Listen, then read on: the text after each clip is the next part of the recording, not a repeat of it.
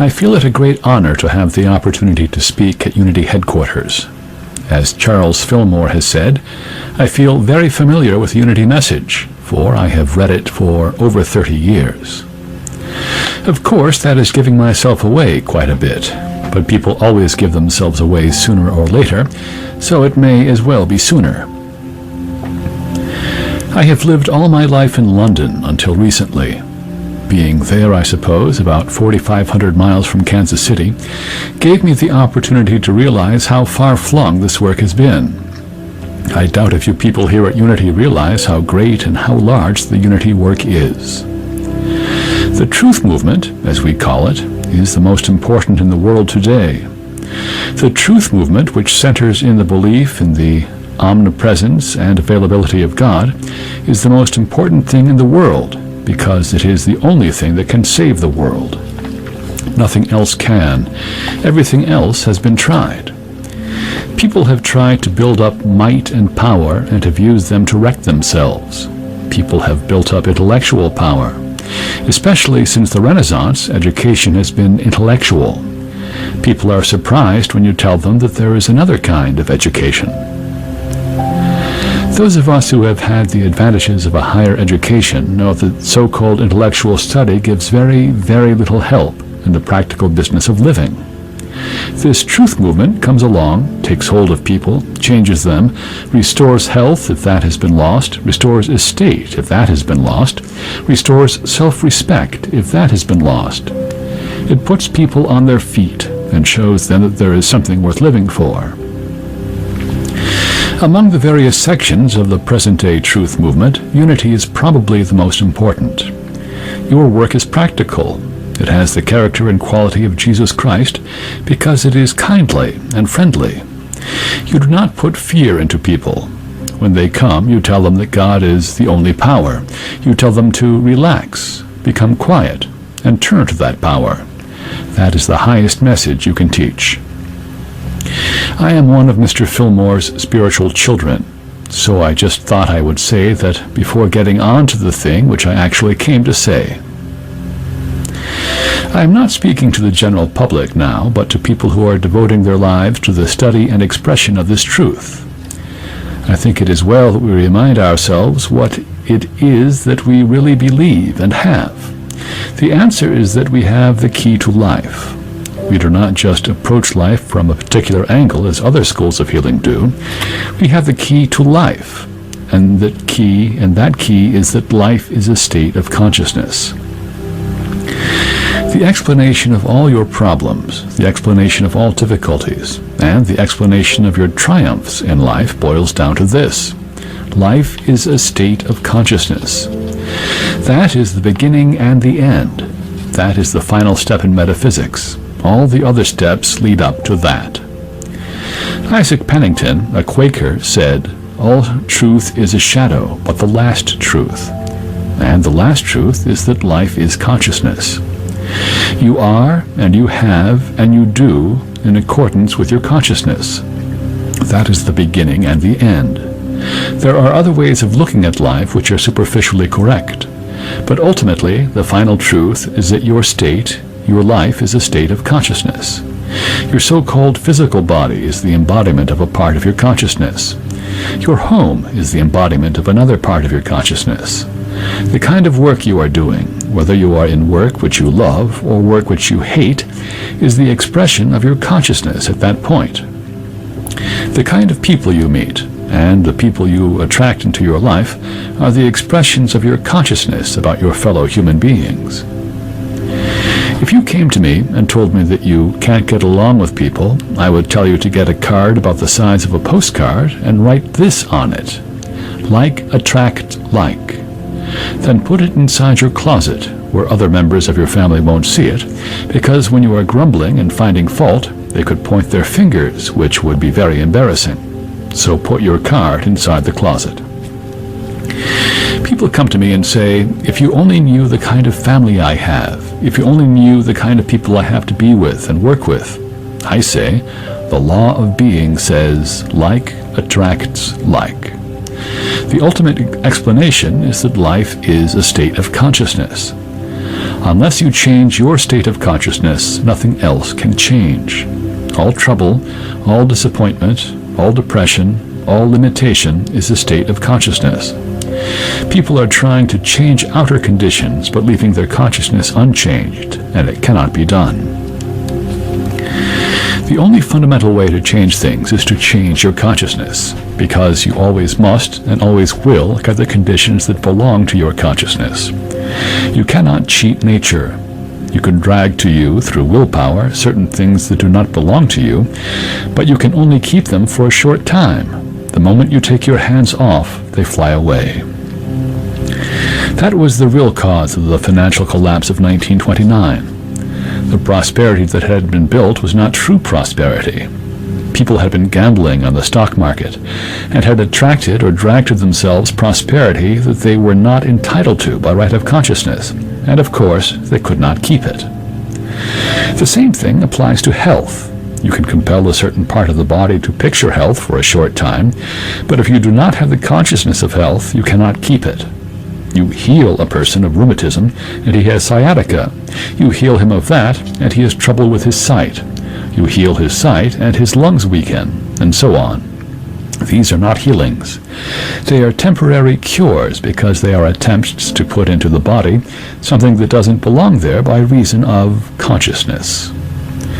When you want to solve your problems or change your life, you can see at once that the only way to change is to change your consciousness. Nothing can come to you permanently, nothing can stay with you permanently, except what you are entitled to by your consciousness. Emerson said, "No man and no institution was ever ridden down or talked down by anything but itself." People may slander you, but no one can hurt you except yourself. Nothing can wreck a church or a center or a movement or a country except itself. A woman said, "I started a center and everything went beautifully until some horrible person spoiled everything." I replied, "You are the horrible person who spoiled your center, because if you started a center and it didn't succeed, then you did not have a right consciousness for that work. You should have changed your consciousness until you did have a good center, and then nobody else could have spoiled it for you." Your body, your home, your city, your country, the universe is a picture of consciousness. Your private life outpictures your own consciousness. The national life is the outpicturing of the national consciousness.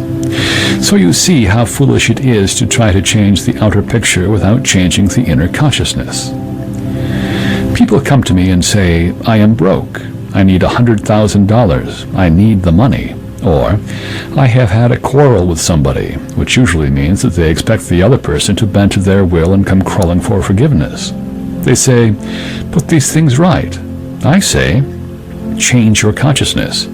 I do not treat for money. I do not patch up quarrels like that. But I do help you change your consciousness." Some of them smile and say, "Oh no, my consciousness is really quite good. Other people are to blame, my mother or my sister." I answer, "No. The real trouble is in your consciousness, and all the time you are trying to work on outer things and leaving your consciousness unchanged, no permanent good can come to you." The movies came to the big cities first, and finally arrived in a remote mining camp in the Rockies. The picture was announced and the tent was put up. The residents had never been to a movie. The tent was packed with cowboys and miners, and at a given moment during the showing of a blood-curdling melodrama, the villain began to choke the heroine. A cowboy in the front row pulled out his gun and fired 6 shots into the villain. Everyone laughed, because in those days a gunshot didn't mean much. There were only a few bullet holes in the screen, and of course the picture went on as scheduled. Why do we laugh at the cowboy? You all laughed, you know. What should he have done? Instead of firing at the screen, he should have turned around and fired into the projector. That would have stopped the picture. Too often you try to change outer things instead of changing the inner. You are firing at the screen instead of the projector, so nothing happens. But when you start to change your consciousness, you are firing at the projector, and then things happen. If you don't like the picture on the screen, change the reel. If you don't like the picture you were seeing and would like to see some other, you wouldn't get a cloth and try to rub it off as if from a blackboard. You would take out that reel and put in the reel you want. The scientific way to approach life, if you do not like the picture you are getting, is to change the reel. How do we change the reel? By rising in consciousness. The only real healers are practical ones. I have met a few theoretical healers. I have met people who told me just how healing should be done. They understood the theory. They knew how it should be done, but couldn't do it. They were purely theoretical. The way to meet a problem is to raise your consciousness. If you do, the problem disappears. In the Bible, the valleys always stand for trouble, sin, limitation, the mount for uplifted thought, and prayer for understanding. We must go up into the mount. We must raise our consciousness. Most people who have a problem concentrate on the problem. They take it to bed with them and stay awake all night thinking it over. Let go of the problem. Rise above it in consciousness. How can you do this? Go up quickly, in a flash if you can, but you can't always do it that way. You will find that by reading the Bible or some available spiritual book or Unity publication, or by repeating some favorite hymn, your consciousness will rise. If a diver goes to the bottom of the sea, he wears lead shoes. But if he wants to come up to the surface of the water quickly, he kicks off the lead shoes. Then he rises rapidly. When we rise in consciousness, we kick off our shoes, and then we begin to be healed, or the patient begins to be healed. But you have to heal the consciousness. There is no other way. The great key to consciousness lies in the Word, which Unity has been teaching. In the beginning was the Word, and the Word was with God, and the Word was God. All things came into being through him, and without him not one thing came into being. John 1:1-3. The first chapter of John is a reflection of the first chapter of Genesis. The Greek word logos means the great creative word. The great creative word is I am. It is the secret of life. We are given it in Deuteronomy, and Jesus identified himself with it. Jesus was a great reader of Psalms and Isaiah and Deuteronomy. The key to life is not somewhere outside of life. You can't go up to it. No great seer or saint will go up and bring it down for you. It is not thousands of miles across the sea. It is with you all the time. It is the great secret. All through history, humankind has felt intuitively that there is a way out, if only it can be found. All the old fairy tales tell the story again and again. Aladdin had a wonderful lamp. He rubbed it and received the things he wanted. You know about Cinderella. She was in the kitchen, miserable and unhappy, like so many others, and then something happened. A pumpkin turned into a carriage, and a pair of white rats turned into white horses, and so on. But there must have been a change in Cinderella's consciousness first. Men and women have always felt intuitively that there is a way out, that it is not necessary to be angry and mean and resentful and bitter, that it is not necessary to grow old and die, that it is not necessary to fight and grab for property and food. What is life worth if living is to be a constant struggle for necessities? Men and women have always known that there is a way out, if only they can find it. They have always known that God means all life to be noble and creative and joyous. It is true. The way out lies in the spoken word. In the Bible, the word means any definitely formulated thought, not just the drifting thought that floats through your mind. The word is creative, and the strongest and most creative of words is I am. When you say I am, you are calling upon the universe to do something for you, and it will do it. When you say I am, you are drawing a blank check on the universe. It will be honored and cashed sooner or later, and the proceeds will go to you. If you say I am tired, sick, poor, fed up, disappointed, getting old, you are drawing checks for future trouble and limitation. When you say I am divine life, I am divine truth, I am divine freedom, I am substance, I am eternal substance, you are drawing a check on the bank of heaven, and surely that check will be honored. Remember, you don't have to use the actual grammatical form I am. Every time you associate yourself with anything or think of yourself as having anything, you are using a form of I am. The verb to have is a part of the verb to be. In the very ancient languages, there is no verb to have. It is a modern improvement, like the radio and the automobile.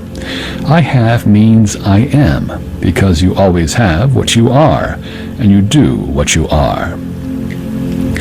This is the significance of I am, and more people have come to know about it than ever before, and it is a wonderful thing. Unity teaches it. In the Truth Movement in London, we taught it, but few people realize what it means. Whatever you associate yourself with, you bring into consciousness. What is the first thing we do when we talk? We say, I am this, I am that. Perhaps my father was Mr. Jones, therefore I am a Jones. The people across the way are Robinsons. They are strangers to me because I am a Jones. Immediately, the baby picks up all the prejudices of Mr. Jones. Or we say, I am a Frenchman, or I am a German, or I am an Englishman. The Frenchman gets a great many prejudices concerning the German and the Englishman. The German gets prejudices concerning the Frenchman and the Englishman, and the Englishman gets them concerning the Frenchman and the German. Why pick up so many prejudices? Why pick up any prejudices? Then the child grows older, and of course his family is interested in politics.